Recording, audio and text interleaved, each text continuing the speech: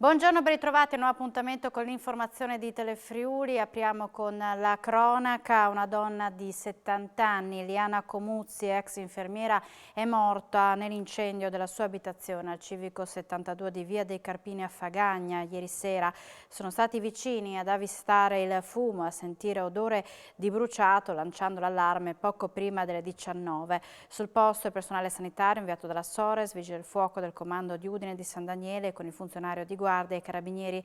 Per la vittima non c'è stato nulla da fare a causa delle gravissime ustioni riportate. La donna aveva problemi di salute ed era assistita da una badante che al momento del rogo non si trovava in casa. Il suo corpo senza vita è stato ritrovato all'interno dell'abitazione durante l'operazione di spegnimento.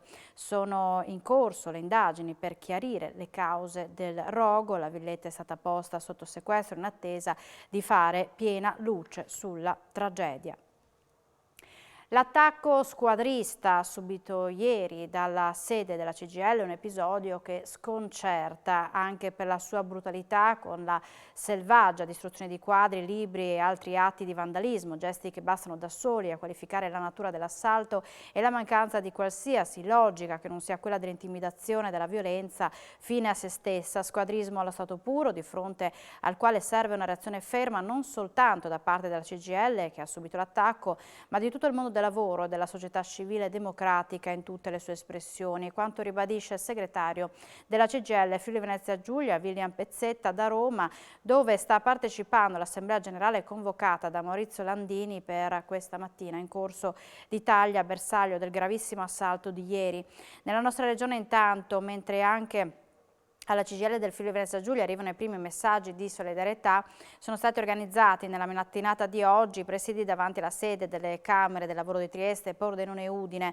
Un segnale chiaro e deciso a chi crede di poter intimidire il sindacato e dividere il mondo del lavoro, commenta ancora Pezzetta, annunciando anche una massiccia partecipazione della nostra regione alla manifestazione antifascista per il lavoro e la democrazia indetta per sabato prossimo a Roma dalle segreterie nazionali di CGIL, CISL e UIL. Mancano pochi giorni all'obbligo del Green Pass. Nelle aziende non si registrano particolari effetti del certificato verde, 4.000 prime dosi in meno nell'ultima settimana e oltre 100.000 lavoratori in meno che non si sono ancora vaccinati, con alcune categorie economiche che lanciano l'allarme.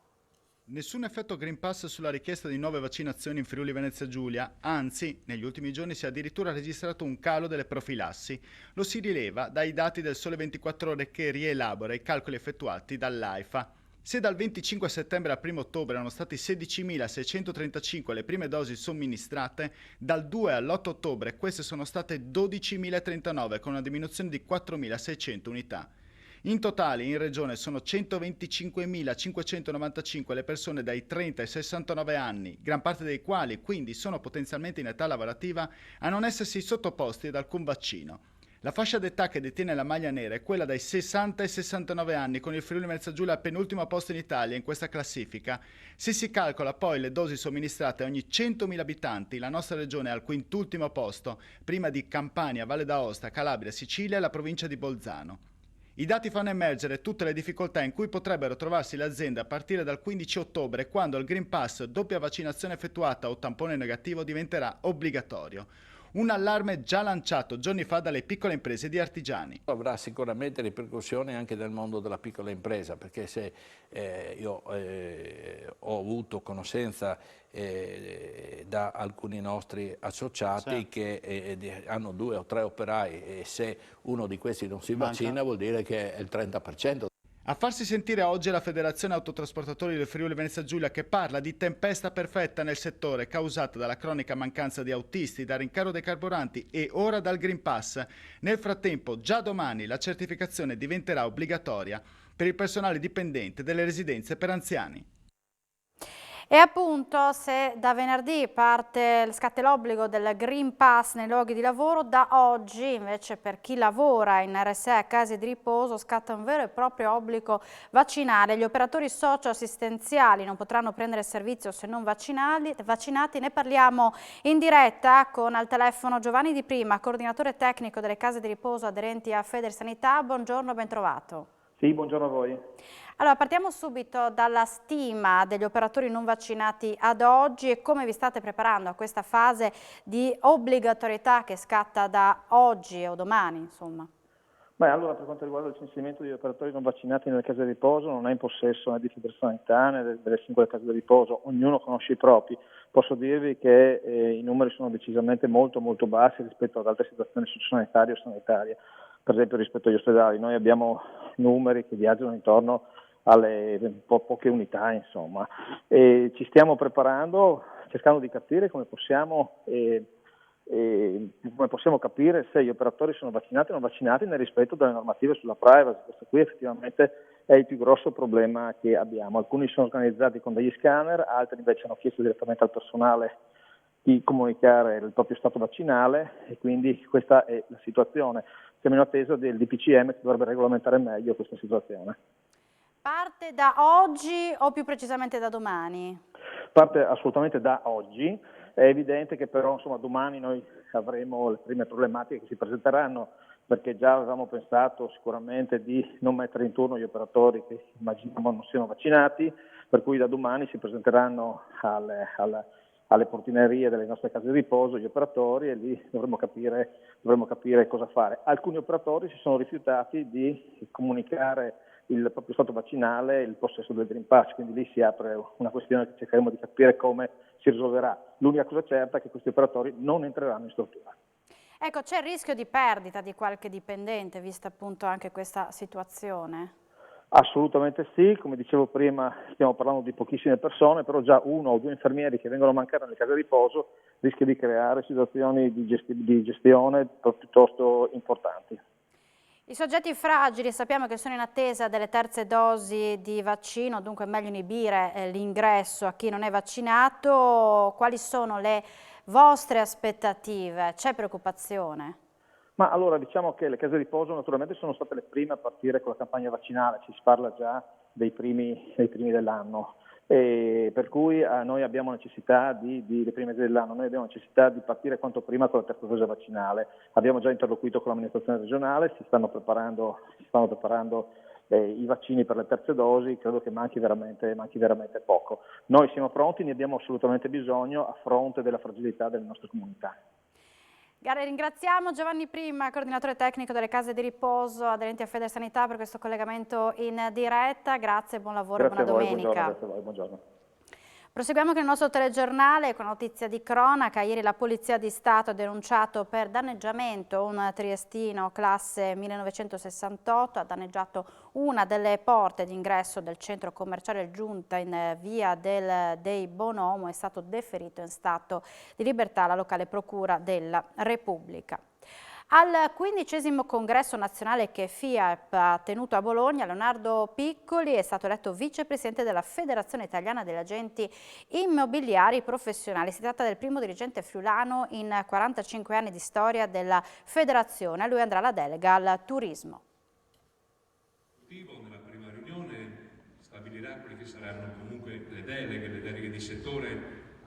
Il Presidente chiaramente ha già ventilato quale sarà la delega che dovrò ricoprire, una delega molto facile, è la più facile, è la più complicata, ed è quella al turismo.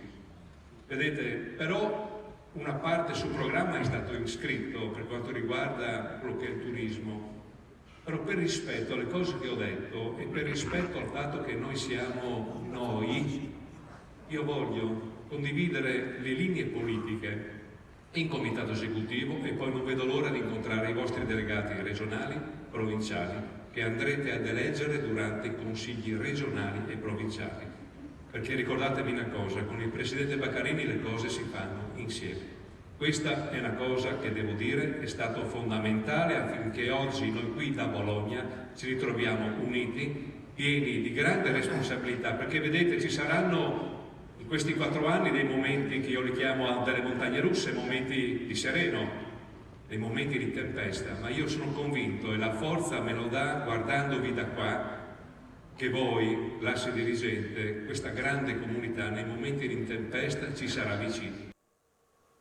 Si avvia alla conclusione Casa Moderna e già si parla di futuro. L'amministratore unico di Udine Gorizia Fiere, Lucio Gomiero, intravede nel futuro della rassegna sempre più spazio alla filiera integrata e al design. Ascoltiamolo. Possiamo dire che questa manifestazione è il ritorno alla presenza senza dimenticare il digitale. Credo sia la sintesi corretta. Siamo contenti di come sta andando. Un operatore storico ci ha detto: con quello che c'è in giro dobbiamo essere contenti. E credo che questa sia la filosofia giusta, perché ricordiamoci, stiamo tutti uscendo da una pandemia. Anche quando pensiamo all'organizzazione, pensiamo a 2 mesi e mezzo di organizzazione, non 6-8 mesi come accadeva negli altri anni. Di questo dobbiamo tener conto, e il futuro sarà di avere una fiera sempre più centrata su tutta la filiera, quindi il design che quest'anno abbiamo riproposto, le logiche e le filosofie della produzione, quindi la sostenibilità, e ovviamente la commercializzazione, che è l'anima degli ultimi anni. Però dobbiamo leggere sempre più la filiera integrata, perché ci si può innamorare di un prodotto anche per come viene pensato e costruito, prima ancora per come lo vediamo. Lo sport, l'equipaggio di Benussi, primo la terza boa, si aggiudica l'edizione 53 della Barcolana davanti a Porto Piccolo Way of Life, attardato dalla rottura della randa. L'organizzazione, a causa delle avverse condizioni meteo, ha deciso di ridurre la lunghezza della regata. La terza boa è diventata a tutti gli effetti arrivo della competizione, che quindi è stata vinta dall'equipaggio di Benussi. A questa edizione si sono iscritte 1650 barche. La regata è partita regolarmente questa mattina alle 10:30. Il successo dell'Udinese nel test contro il Tabor Sezzana di ieri ha evidenziato che la squadra deve ancora lavorare per riuscire a interpretare bene il 4-2-3-1. Questa e altre sono le indicazioni rilevate nel prossimo servizio. Giornata di riposo oggi per l'Udinese, che ieri si è aggiudicata l'amichevole contro gli sloveni del Tabor Sezzana per 2-1. Un risultato maturato nel finale, quando l'Udinese è riuscita a ribaltare lo svantaggio iniziale grazie alla rete di Beto. Il test ha dato a Gotti diverse indicazioni, su tutte quella che per il 4-2-3-1 c'è ancora da lavorare, soprattutto sulla fase difensiva. Diversi infatti gli errori della retroguardia. Quello di De Maio è costato lo svantaggio già al 5° minuto. L'Udinese ha però messo in campo tanta volontà, che nella ripresa ha portato a rigore trasformato da Pereira e al gol vittoria di Beto. In gran spolvero Samardzic, che merita davvero maggiore spazio, ma si è comportato bene anche Isaac Sussex nei 27 minuti in cui è rimasto in campo. L'ex Watford ha dovuto chiedere il cambio per un problema muscolare, la cui entità verrà valutata domani alla ripresa.